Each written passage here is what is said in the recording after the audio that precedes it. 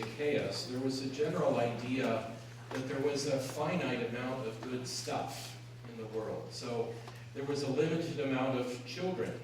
There was a limited amount of grain. There was a limited amount of eggs, you name it. Everything had a limit. And you could get it balanced, ideally. Sometimes there would be a bad crop in one area, but a decent crop in another. But you can never make more. We don't have that attitude. We can raise more chickens and get more eggs. We can do things technologically about raising crops. But they have the idea that there is a certain amount of good stuff, and that's it. Period. So if somebody got wealthy, like Zacchaeus, that means he was cheating somehow. He must be cheating, because there's only a certain amount of good stuff to go around, and he's got more than he needs, so he's got to be a bad guy. That was the idea behind this story. It's not our culture, but it was theirs. So let it help you understand the story a bit. That's the culture of the world then. Now, Jericho was a pretty fancy place at the time of Jesus. Today, honestly, if you've never been there, it's pretty pathetic. Now, it's kind of a dump, I would say, really. But at the time of Jesus, it was really something. There's a reason for that, which is Jerusalem is up in the mountains, close to 3,000 feet high. And in the winter, it gets pretty rainy and chilly in Jerusalem. Now, remember, no central heating, okay? And it could snow once in a while. So it could get cold. Well, Jericho was way down in the desert. Had a beautiful winter climate. Sound familiar? Lots of rich people went from Jerusalem to Jericho in the winter, not in the summer. In the summer it was hotter than you know what, like we are here. But in the winter it was beautiful. And Jericho was even called the City of Palms. It was called the City of Roses. It was lovely at the town. At the time, all these people had these great townhouses there in Jericho. King Herod even had a winter palace there in Jericho to get out of the cold weather. And they grew wealthy in that town. The production of dates, these really fat, juicy dates that they still grow there, but they grew a lot of roses, and so they had rose products, like rose water, perfume, and things like this. All that was taxable, of course. And they also produced balsam, an aromatic kind of rosin that was used in a lot of things in the ancient world, all taxable. There was a lot of money in Jericho, lots. It was classy, the place to be. So when Jesus is going through there, that's not a surprise at all.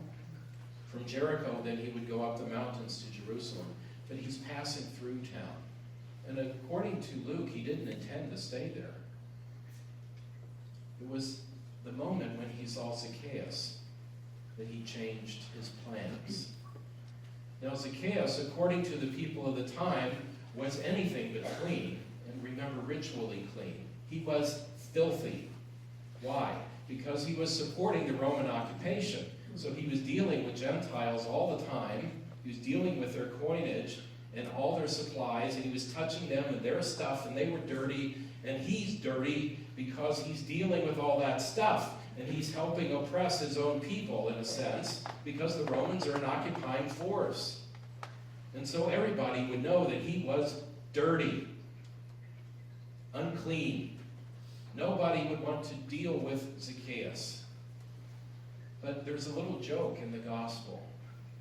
The name Zacchaeus means clean. I suspect that wasn't his real name. But people in town called him, we would say, Mr. Clean. Yeah, Mr. Clean. Yeah, you know how dirty he is. You can imagine the buzz about Mr. Clean in Jericho. He was dirty, and everybody knew it. Nobody wanted anything to do with him. But here the Lord sees something in him that the people of the town don't see. The people of the town are jumping to conclusions about him, aren't they? There's a little joke, I don't know if you've heard it. Some people, the only exercise they get is jumping to conclusions. Okay? Well, they were jumping to conclusions about him. He must be cheating to get all that stuff. He must be doing something wrong. There's only a certain amount of good stuff, and he's got more. So he must be bad. I was talking to somebody recently who went through years of a really, really bad marriage. And this wouldn't matter if you were a man or a woman. This happens to both genders. But this person finally found the strength one day to stop with the, let's say, verbal put-downs. It was enough. And this person stood up one day to the other and said, "No, that's not right. That's not who I am. And I'm not taking it anymore." Well, where did that grace come from?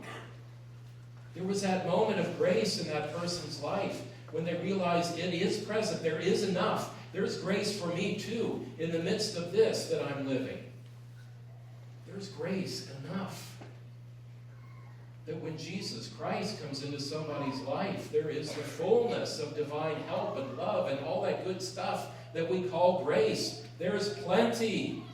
God isn't running out. There's more than enough. We have an economy, I would tell you, sisters and brothers, it's set up in such a way that everything's getting concentrated. In case you haven't noticed, I suggest you read a little bit, okay? Just a little. But there is enough.